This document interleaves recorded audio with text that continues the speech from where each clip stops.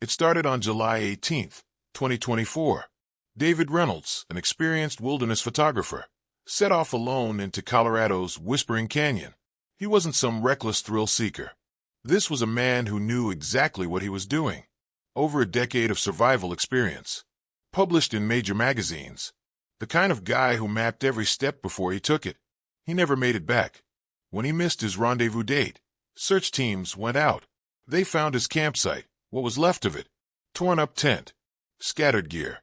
No sign of David. But they did recover two things that would blow the lid off everything we thought we knew about the American wilderness. His camera and his field notebook.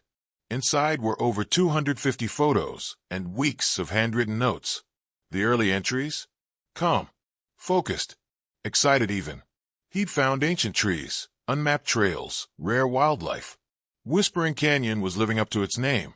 A place untouched, mysterious, sacred.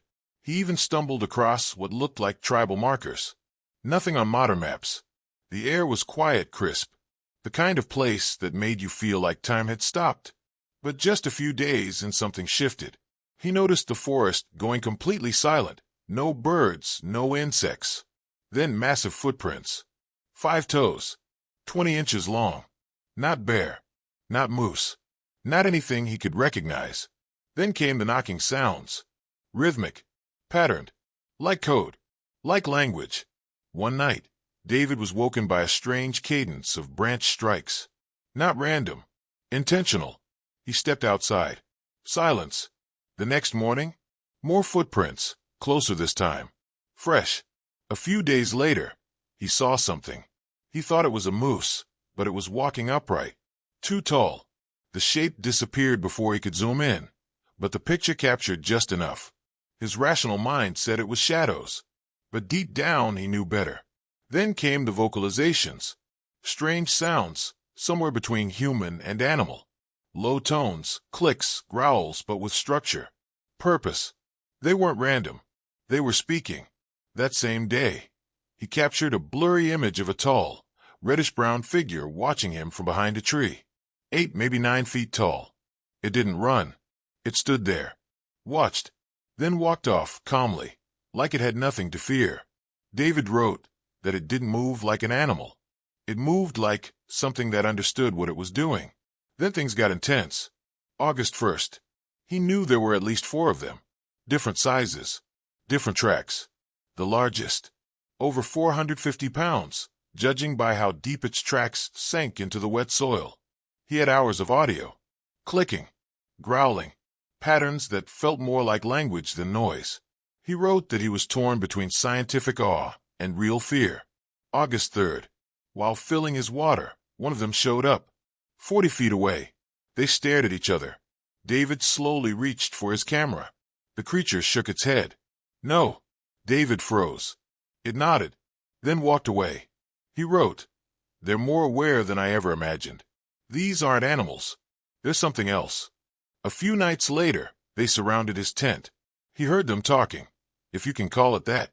5 distinct voices, echoing through the trees. 2 hours of pacing, murmurs, low grunts. Watching him. Discussing him.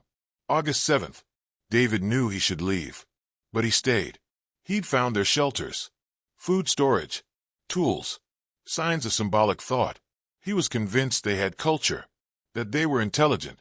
That this was the biggest discovery of his lifetime. But it was clear. They were growing tired of him. Rocks landed near his camp. Food was stolen. His water purifier gone. It was psychological. A warning. Then came the cave paintings. Ancient but some recent. Humanoid figures. Animals. Images of creatures standing beside elk, wolves, and even humans. He wrote that it looked like they'd lived in the canyon for thousands of years. August 10th, his final entry. He described the largest one. He called him Chief. 9 feet tall. Barrel chest. Wearing a necklace, made from teeth and colored stones. David believed it was evidence of abstract thinking, of identity, of culture. He wanted one last photo of Chief. He said the risk was worth it. He never wrote again. When authorities reviewed the contents of his camera, the last images showed clearer shapes, figures too large, too defined, too consistent to be faked. Experts who studied the photos were shaken. Some believe David died naturally, lost while hiking. Others say the creatures removed him, relocated him, maybe even protected their secret. And then there are those who believe he stayed. Voluntarily. A year after his disappearance, hikers found a pile of stones near the original search zone. Underneath, a sealed waterproof container. David's. Inside were his photos, his notebook, his final message. If something happens to me, know that I died pursuing the greatest discovery of our time. These creatures are real.